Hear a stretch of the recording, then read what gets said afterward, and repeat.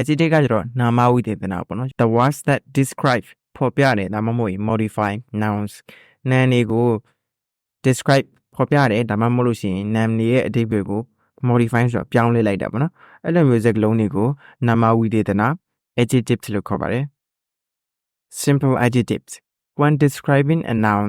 the adjectives generally appear immediately before the noun ဆိုတော့ noun ဆိုတဲ့ဒီ noun တစ်ခုခုကို adjective နာမဝိသေသနာကဖော်ပြမယ်ဆိုလို့ရှိရင်သူတို့က appear before the noun ဆိုတော့ noun မတိုင်ခင်ဆိုတော့ noun ရဲ့အရှေ့မှာလာတယ် colors are used as adjectives let's take a look at some အယောင်တွေကိုကျွန်တော်တို့ adjective အနေနဲ့အမြဲတမ်းသုံးလို့ရှိပါတယ်ဆိုတော့ဒီ slide မှာမှတ်ထားမှာက noun တွေဟာnoun တွေရဲ့အခြေမှာ adjective အမြဲတမ်းလာတယ် adjective တစ်ခုနဲ့ကျွန်တော်တို့ noun ကိုဖော်ပြမယ်ဒီ noun ကဖြူသလားမဲသလားပေါ့နော်အဲ့လိုမျိုးဖော်ပြခြင်းနဲ့ဆိုလို့ရှိရင် noun ရဲ့အခြေကနေထည့်ရမှာဖြစ်ပါတယ် examples of descriptive words so describe ကနေလာတဲ့ descriptive ပေါ့နော် descriptive ဆိုတာဖော်ပြတာဒီတစ်ခုက noun ပေါ့နော် noun တစ်ခုကဘာဖြစ်လဲဆိုတော့ဒီမှာဆိုလို့ရှိရင် main ကလေးပုံလေးတွေပန်းပုံလေးတွေဒီရတဲ့အကုန်လုံးက nouns တွေပေါ့နော် noun တွေဖြစ်တယ်ဆိုတော့အဲ့ဒါတို့ကိုသူက describe လုပ်တယ်ပေါ့နော်ဒီ noun ကတော့ဘာဖြစ်တယ်လဲပေါ့နော်ဥပမာအနေနဲ့ pretty girl a pretty girl girl ဒီ noun ပေါ့နော်အဲ့ဒါကိုမှလှပတဲ့ဆိုတဲ့ဟာကိုဖော်ပြလိုက်တာဒီ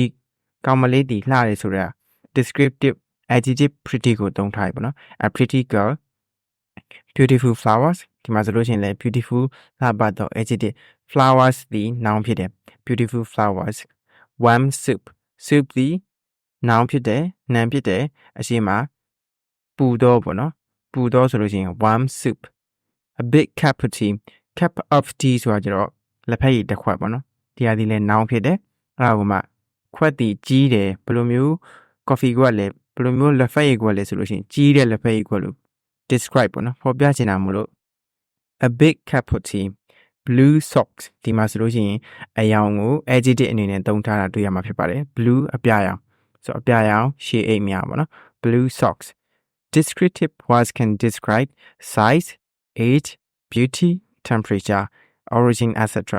basically any way of describing a person or object so လူတယောက်ဒါမှမဟုတ်အရာဝတ္ထုအဲ့လိုမျိုးနာမ်တွေကိုဖော်ပြမယ်ဆိုလို့ရှိရင်အကုန်လုံးဒီပေါ့နော်ခွဲလိုက်မယ်ဆိုလို့ရှိရင်တော့ size အရွယ်အစားတွေ age ပြီးရင်အသက်ပေါ့နော်အိုလားဟောင်းလားပေါ့နော် beauty သူရဲ့အလှ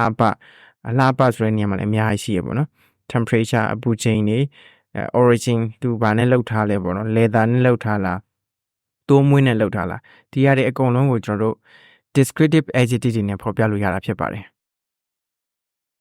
What about the opposites? Opposite ဆိုတော့ဆန့်ကျင်ဘက်ပါ Some adjectives can have an opposite meaning. So တချို့ adjective တွေမှာ opposite ဆန့်ကျင်ဘက် meaning တွေရှိတယ်အဓိပ္ပာယ်တွေရှိတယ် These are found by adding the following prefixes an, in, or this. So ဒီ prefixes ဆိုတာကစကားလုံးအရှိမပေါင်းတဲ့စကားလုံးပေါ့နော် So စကားလုံးတစ်လုံးရဲ့အရှိမ an, in, dis, this အဲ့ဒါလေးပေါင်းမယ်ဆိုလို့ရှိရင် opposite ဖြစ်သွားတယ်example of an so an နဲ့ opposites လောက်တဲ့စကားလုံးလေးတွေကြည့်ကြအောင် clear ဆိုလို့ရှိရင်ရှင်းလင်းသောအရှိမကျွန်တော်တို့ prefix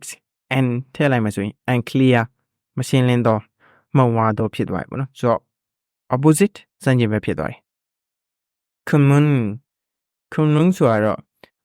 တွေ့ရအများဆုံးတွေ့ရတဲ့ပစ္စည်းပေါ့နော်ဘုံကျတဲ့ပစ္စည်းပေါ့နော်ဥပမာဒီထဲမှာဆိုရင်ကြောက်ခဲလူမျိုးကြောက်ခဲသည်common ဖြစ်တယ်နေရာတိုင်းမှာတွေ့နိုင်တယ်ဆိုတော့ common လို့ပြောတယ်ဆိုတော့အဲ့ဒါကိုကျွန်တော်တို့ prefix and ထည့်လိုက်မယ် and common ဆိုလို့ရှိရင်ဒါဆိုလို့ရှိရင်အဲ့လောက်ကြီးကြောက်ခဲလို့ကြီးcommon မဖြစ်တော့ဘူးမပေါ်ဘူးပေါ့နော်နေရာတိုင်းမှာမရနိုင်ဘူးဆိုတော့ common and common they are opposite ဆိုတော့ဒီမှာဆိုရင်လည်းကြည့်ကြည့်အောင် important ဆိုရင်အရေးကြီးသောအဲ့ဒီမှာ and ထည့်လိုက်မယ်ဆိုရင် and important အရေးကြီးသော aware ဆိုတာကျတော့စိတ်ကိုဒါတတိထားတဲ့စိတ်ပေါ့နော်အဲ့ဒီအချိန်မှာရှိနေတဲ့စိတ်အဲ့ဒီမှာ and ထည့်လိုက်မယ်ဆိုရင် unaware ဒါဆိုလို့ရှိရင်ဒါကိုယ့်ရဲ့စိတ်ကတည်ငြိမ်ဖြစ်မနေဘူးအတိစိတ်လွတ်နေတဲ့သဘောမျိုးပေါ့နော်အဲ့နေရာဆိုအဲ့လိုမျိုးဖြစ်ပါတယ်ဆိုတော့ they are also opposite believable ဆိုတာကြောင့်ယုံကြည်နိုင်သောအဲ့ဒီမှာ and ထည့်လိုက်မယ်စံချိန်ပဲဖြစ်သွားတယ် unbelievable အဲဆိုရင်မယုံနိုင်လောက်သောဆိုတဲ့အဓိပ္ပာယ်ဖြစ်သွားတယ် examples of in ကျွန်တော်ခုနပြောတဲ့မှာ in ထဲမှာဆိုလို့ရှိရင်လည်း opposite လုပ်လို့ရတယ် correct မှန်ကန်တော့ပေါ့နော်အဲ့ဒါကို opposite လုပ်မယ်ဆိုရင်အရှိမ in ထည့်လိုက်မယ် incorrect မှားတော့ပေါ့ comparable ရှင်နိုင်ရှင်လို့ရနိုင်တော့ incomparable နိုင်ရှင်လို့မရနိုင်တော့ complete ပြည့်စုံတော့ incomplete မပြည့်စုံတော့ expensive ဈေးကြီးတော့ inexpensive ဈေးပေါ်တော့ဈေးနေတော့ပေါ့နော်ဆိုတော့ဒီမှာဆိုလို့ရှိရင်လည်း in ထဲလိုက်တာနဲ့ဘာဖြစ်သွားလဲဆိုတော့ opposite ဆန့်ကျင်ဘက်ဖြစ်သွားတဲ့ adjective တွေဖြစ်ပါတယ် examples of dicks dicks နဲ့ရောကြည့်ကြအောင် able ဆိုတာလုံနိုင်တယ်လှုပ်ရှားနိုင်တယ်အဲ့ဒါကို dis ထည့်လိုက်မှဆိုရင် disable ဆိုတော့မလှုပ်ရှားနိုင်တော့ဆိုအဓိပ္ပာယ်ဖြစ်သွားတယ် assemble ဆိုတော့စုဝေးနေတော့ disassemble ဆိုတော့မစုဝေးတော့ပါဘောနော်တစားစီဖြစ်သွားတယ် disassemble content ဆိုတာရောင်ရဲတော့ကျေနပ်တော့ဆိုအဓိပ္ပာယ်ဖြစ်ပါတယ်ဆိုတော့ dis ထည့်လိုက်တော့ပြောင်းပြန်ဖြစ်သွားတယ်ပေါ့နော် discontent မရောင်ရဲတော့မကျေနပ်တော့ similar တူညီတော့ဆင်တူတော့ dissimilar မဆင်တူတော့မတူညီတော့ဆိုတဲ့အဓိပ္ပာယ်ပါ using more adjectives at the same time ဆိုတော့တစ်ခါတလေမှာကျွန်တော်တို့ adjectives တွေအများကြီးသုံးရတာရှိရပေါ့နော်ဥပမာအနက်ရောင် leather 8အကြီးဆိုလို့ရှိရင်အနက်ရောင်ဒီလေ adjective leather 8ဆိုတဲ့နေရာမှာ leather ဒီလေ adjective အကြီးဆိုတာဒီလေ adjective ဆိုတော့ဒီ noun တစ်ခုတည်းမှာပဲ adjective တွေအများကြီးသုံးရတဲ့အခါရှိရပေါ့နော်ဆိုတော့ if more than one adjective is used they should appear in a set of order ဆိုတော့ adjective တစ်လုံးထပ်ပို့ပြီးသုံးရမှာဆိုလို့ရှိရင်ဒီအစဉ်လိုက်တိုင်းသုံးရမယ်ပေါ့နော် size ဒါမှမဟုတ် shape အဲ့ဒါကိုအရှေ့ဆုံးလာမယ်ဆိုတော့ကျွန်တော်တို့ခုနကြီးတဲ့ letter ကြီးဆိုရင် big ဒီအရှေ့ဆုံးလာမယ် age color origin material ပြီးလို့ရှိရင် color ဒီအလယ်ရလာမယ်ပေါ့နော် color ဒီ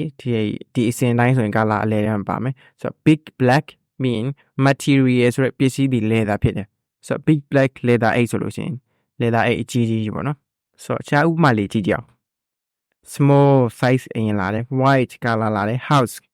ဆိုတော့ small white house ဆိုလို့ရှိရင်သေးငယ်တဲ့အိမ်ဖြူတော်ပေါ့နော်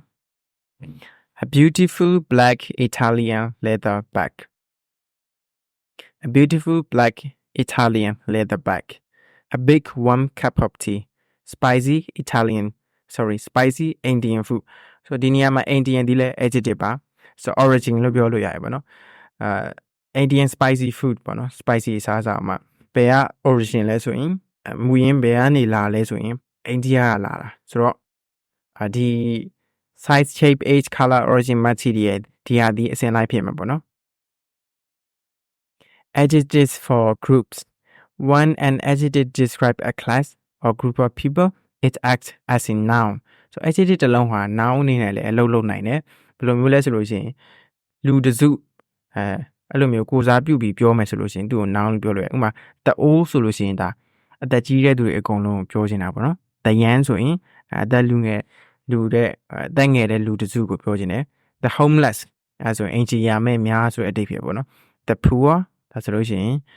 ဆင်းရဲနံပါတ်တဲ့သူတွေ the rich ချမ်းသာတဲ့သူတွေပေါ့ဥပမာစာကြောင်းထဲမှာထည့်သုံးမယ်ဆိုလို့ရှိရင် the rich have all the money ချမ်းသာတဲ့သူတွေမှာပတ်စံနေအကုန်ရှိတယ်ပေါ့နော် the old love to watch television ဒါဆိုလို့ရှိရင်အသက်ကြီးရွယ်အိုတဲ့သူတွေဟာ television ကျုံးမြင်တဲ့ကြည့်ရတာကြိုက်တယ်ဆိုတဲ့အဓိပ္ပာယ်ဖြစ်ပါတယ် comparative and superlative adjectives can be used to compare two or more things adjective တွေကိုကျွန်တော်တို့အရာဝတ္ထုနှစ်ခုကိုရှင်တွဲဖို့ဖြစ်ဒါမှမဟုတ်လို့ရှိရင်အရာဝတ္ထုအများကြီးပေါ့နော်ပစ္စည်းတွေ nouns တွေအများကြီးကိုရှင်ဖို့ပေါ့နော်ဘယ်ဟာပိုကြီးလဲပိုသေးလဲပိုရှည်လဲပိုပူလဲပေါ့နော်ဒါမျိုးတွေရှင်လို့ရတယ် so comparative adjectives compare two things comparative မှာကျတော့အရာဝတ္ထုနှစ်ခုပစ္စည်းနှစ်ခုလူနှစ်ခုအဲ့လိုမျိုးနှစ်ခုပေါ့နော်နှစ်ခုကိုရှင်တယ် superlative adjectives compare more than two things superlative ကကျတော့အများကြီးကိုရှင်တယ်ပေါ့ဥပမာပုံထဲမှာကြည့် comparative မှာဒီဘက်ကအဖိုးတယောက်နဲ့ဒီဘက်ကလူငယ်တယောက်ကိုရှင်မယ်ဟိုဘက်က superlative ကကျတော့အဖွဲလိုက်ရှင်မယ်ပေါ့နော်ဥပမာအရက်ရှိဆုံးလူတယောက်ရှိရဆို he is the tallest man ပေါ့နော်သူဒီ အရက်ရှည်ဆုံးလူသားပေါ့နော်အမှဆိုအဲ့ဒီအဖွဲတစ်ဖွဲနဲ့သူနဲ့ရှင်တဲ့သဘောမျိုးပေါ့ဆိုတော့တယောက်ထက်နှစ်ယောက်ထက်ပိုတဲ့ပစ္စည်းတွေလူတွေနဲ့ရှင်တာဖြစ်ပါတယ် Commonly များသောအားဖြင့် adjectives that contain only one syllable or end in y use er ဆိုတော့ adjective ဟာစကားလုံးအတန်တန်နဲ့ထွက်ရတယ်ပြီးလို့ရှိရင် y နဲ့ဆုံးတယ်ဆိုလို့ရှိရင် use er to found comparative and est to found superlatives တို့ er ဆိုလို့ရှိရင် er ပေါင်းလိုက် comparative ဖြစ်မယ် est ပေါင်းလိုက် superlative ဖြစ်သွားမယ်ဆိုတော့ဒီဟာကဘယ်လိုမျိုး adjective အတွက်လဲဆိုလို့ရှိရင် one syllable အတန်တန်နဲ့ထွက်ရတဲ့စကားလုံးတွေဒါမှမဟုတ်ရင် y နဲ့ဆုံးတဲ့စကားလုံးတွေပေါ့နော်ဥပမာ happy အဲဆိုရင် er ပေါင်းလိုက်မယ် happier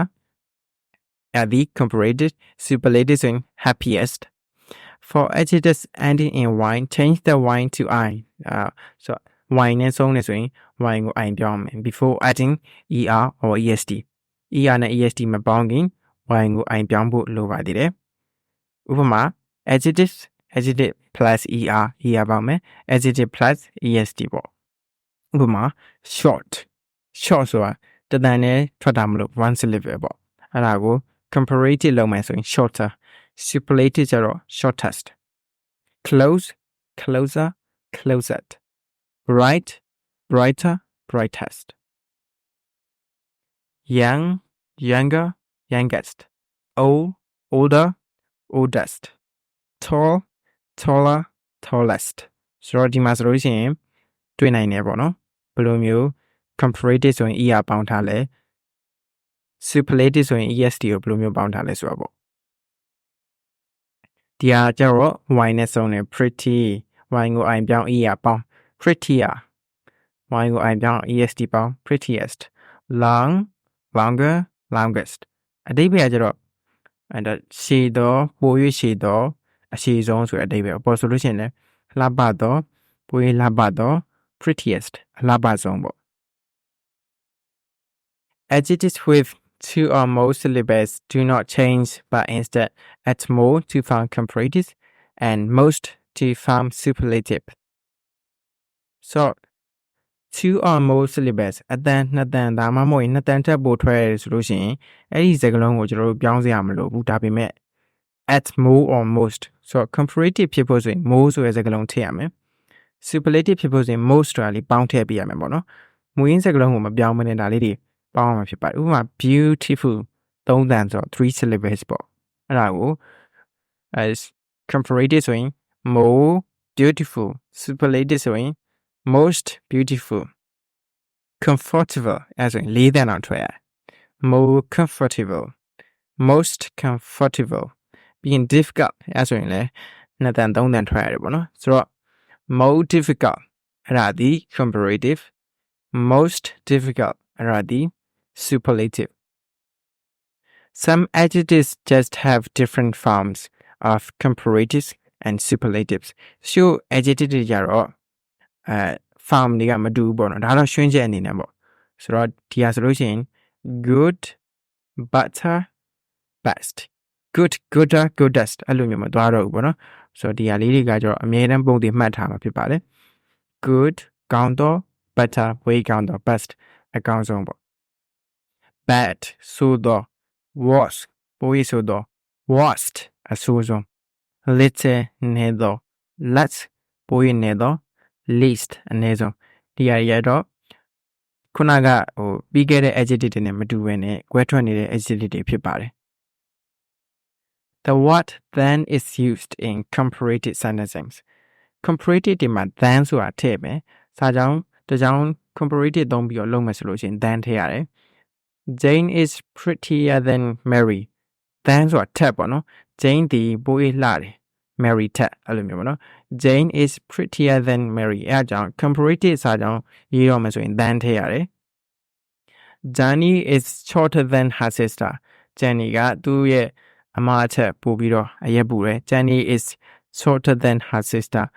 John is bigger than Mike John ဒီ Mike ထက်ပို၍ခန္ဓာကိုယ်ကြီးတယ်ပေါ့နော် John is bigger than Mike ဆိုတော့ဒီတစ်ချက်လေးမှတ်ပေးပါကျွန်တော် comparative နိုင်ချင်တဲ့စာကြောင်းတွေရေးတဲ့အခါမှာ then ထည့်ရတယ်ဘာနိုင်ချင်တာလဲဆိုတော့နှစ်ခုပေါ့နော် The word there is used in superlative sentencing. Superlative အဖွဲလိုက်နိုင်ရှင်တဲ့အခါတွေမှာ there သုံးရတယ် Richard is the tallest in the class. In the class အတန်းထဲမှာ Richard is the tallest. Richard သည်အရှိဆုံးဖြစ်တယ် the tallest. Black